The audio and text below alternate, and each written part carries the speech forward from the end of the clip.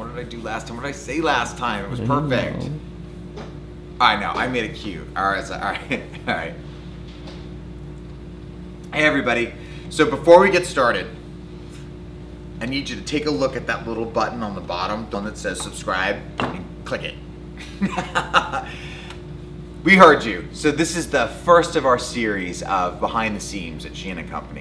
So I had a huge response to some of the videos that I put up on my website. So initially we put these videos up to kind of give a little bit more of a history or an idea about the product attributes and what makes our product different from everybody else's. And we've had such a huge response to it that we figured we're gonna do this a couple of times a week. And we're gonna talk about a little bit of the history and what goes into making the products and why we make them. So I don't know if you guys know this about me, but I'm not just vintage. I like vintage. In fact, I'm obsessed with vintage clothing.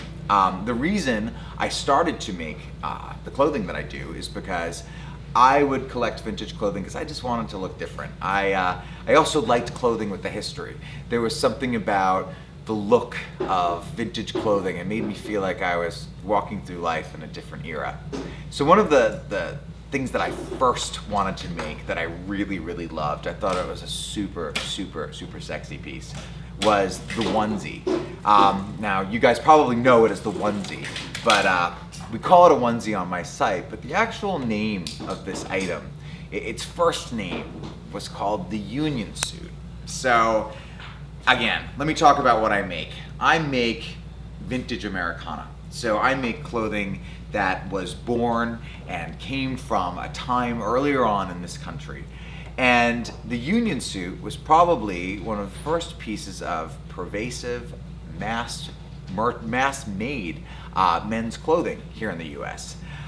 It was actually came from Utica, New York. And the reason it was called a Union Suit is because it's a union between the top and the bottom. And it was made, actually, with the advent of the cotton gin.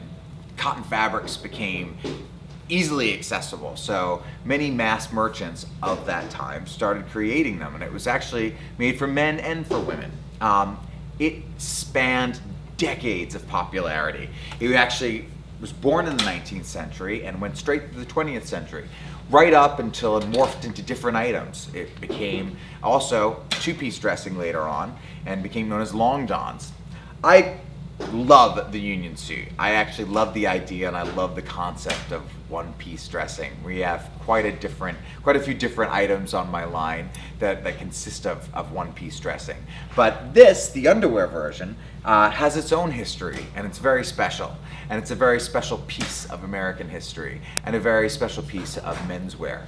Not just that, for all those big kids out there, I like to wear a onesie. I like to wear men's underwear with a little bit of a history. It reminds me, makes me think of the Wild West, makes me think of a time when men dressed in a more simple manner, and then when there was form and function to what we put on. So that's the history of the onesie or the Union Suit. So check it out. Now I'm gonna jump out of this and I'm gonna give you a little bit of a behind the scenes, if you will, on how we make these items. Okay, so one of the things that's always what attracted me to making clothing that I was always fascinated by is the whole process.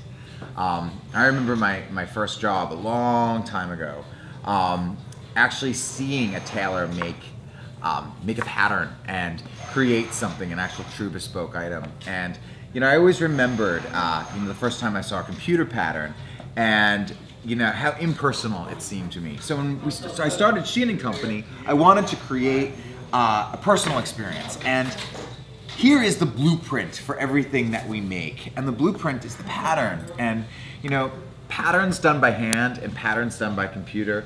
I think people who work with computer patterns will probably argue that computer patterns are a lot more accurate. Yeah, they're a lot more accurate when you're making 200,000 units of asses for the masses.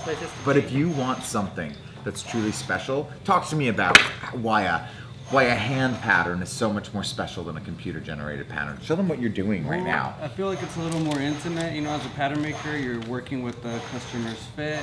You're trying to obviously please the customer and getting those right measurements so it can be a perfect fit for them. And like I said, it's more of a unique style of working, because you're pleasing a customer, not necessarily a mass production. You're working on that special customer, and it's makes it special for me too, to hopefully please them too. Yeah, and it makes you feel like you were, there's a little bit more of an intimate attachment when you're doing something by hand. It's like, that home cooked meal. I mean, you're kind of making it from scratch. So, when we're recreating, the other thing that I find interesting with making patterns by hand and when we're recreating vintage fashion, my mother always had a saying about you fall in love with someone's imperfections.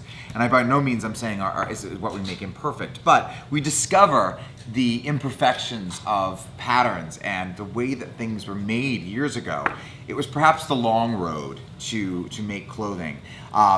For instance, with our drop shoulder, the drop shoulder was obviously something that was created because it was an imperfection in the pattern. It was something that was made so that there wasn't the technology necessarily to recreate a cut and sew the way that we do nowadays. Because years ago, fabrics were made on tubular knits, so the sleeve was just plucked onto the garment, and basically what it created was this drop shoulder, which nowadays we probably, if we were going into production on it, would have corrected.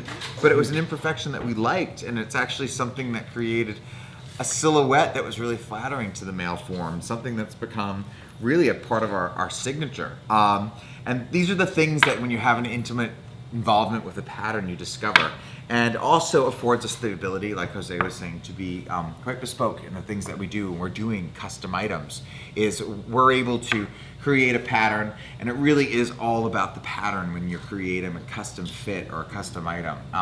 So although not all of our items are bespoke, we put that same love, and it starts with the pattern, into all of our items that we create, because we're really paying homage to a different time. So we like these patterns. These are by no means the easy way. A pattern like this would probably take less than an hour to do on a computer. This takes hours to do by hand, but we're not going to stop doing it that way because we think it gives it quite a special feel. So that's a little behind the scenes on how we make and why this product is so special. How we make our longsies and our onesies and our union suits. We do it the old-fashioned way.